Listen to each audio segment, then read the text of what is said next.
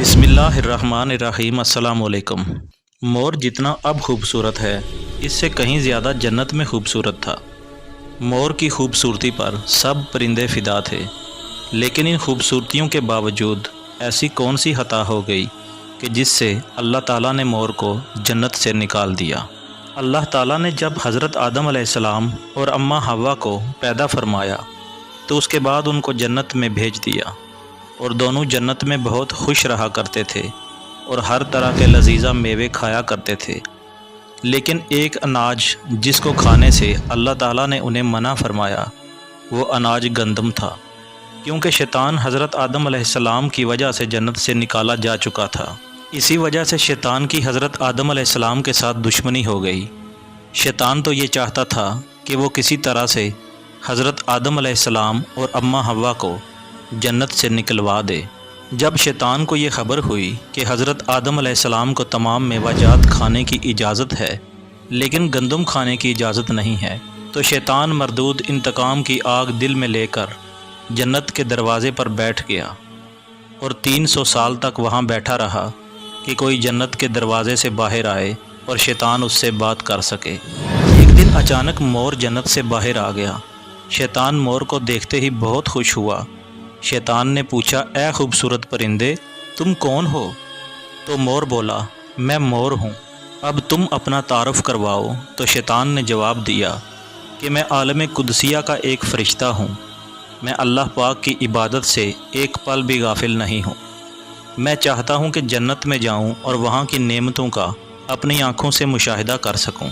शैतान मोर से कहने लगा कि तुम मुझे जन्नत के अंदर ले जाओ तो मैं तुम्हें 3 ऐसी बातें बताऊंगा जिससे तुम्हें अब्दी ज़िंदगी हासिल होगी, तुम्हें बुढ़ापा और बीमारी नहीं आएगी। शैतान की ये बात सुनकर मोर ने लालच में आकर कहा कि मुझ में तो इतनी ताकत नहीं कि मैं तुम्हें जन्नत में ले जाऊं, लेकिन एक सांप मेरा दोस्त है, वो शायद तुम्हारी मदद कर सके। ये कहकर मोर सांप के पास आया और उसको सारी बात बताई। सांप भी शैतान की बातों से बहुत खुश हुआ और शैतान को अपने मुंह में छुपाकर जन्नत में दाखिल हो गया। यूँ शैतान अपनी चाल में कामयाब हो गया। जन्नत के तमाम महकबानों को ये मालूम था कि शैतान ये चाल चल रहा है और जन्नत में दाखिल हो चुका है।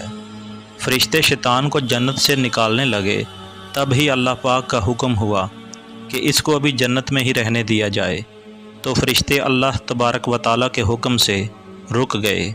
शायद ये हज़रत आदम अलैहिस्सलाम का इम्तिहान था।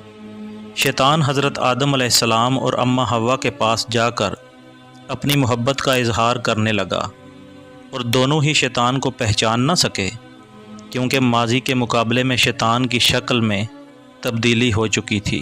अब शैतान कहने लगा कि मैं चाहता हूँ कि आप दोनों जन्नत में इसी तरह ज़िंदगी गुजारें। हज़रत आदम अलैहिस्सलाम उसकी बात को गौर से सुनने लगे। शैतान ने कहा कि अगर आप मेरी बात मान लें तो आपको जन्नत की और भी सहूलतें मिल जाएंगी। तो हज़रत आदम अलैहिस्सलाम शैतान के बहकावे में आकर कहने लगे कि ये किस तरह मुमकिन है।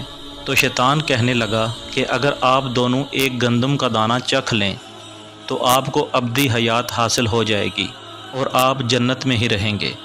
तो ये बात सुनकर हज़रत आदम अलैहिस्सलाम के दिल में रुझान पैदा हुआ, लेकिन उनके दिल में अल्लाह ताला की नाफरमानी का खौफ गालिब आ गया। जबकि अम्मा हव्वा शैतान की बातों में आ गईं और अम्मा हव्वा ने हज़रत आदम अलैहिस्सलाम को राज़ी कर लिया और उन दोनों ने गंदम के दाने को चख लिया। जैसे ही गंदम का दाना उनके अंदर गया तो दोनों के सत्तर वाज़िया हो गए, जिसके बाद दोनों अपने सत्तर छुपाने लगे और खौफ खुदा से डरने लगे। इसी दौरान अल्लाह ताला ने फ़रिश्तों को हुक्म फरमाया कि हज़रत आदम अलैहिस्सलाम और अम्मा हव्वा दोनों को जन्नत से ज़मीन में उतार दो, और हज़रत आदम अलैहिस्सलाम को श्रीलंका के करीब ज़मीन पर उतार दिया गया, जबकि अम्मा हव्वा को जद्दा की सरज़मीन पर उतारा गया।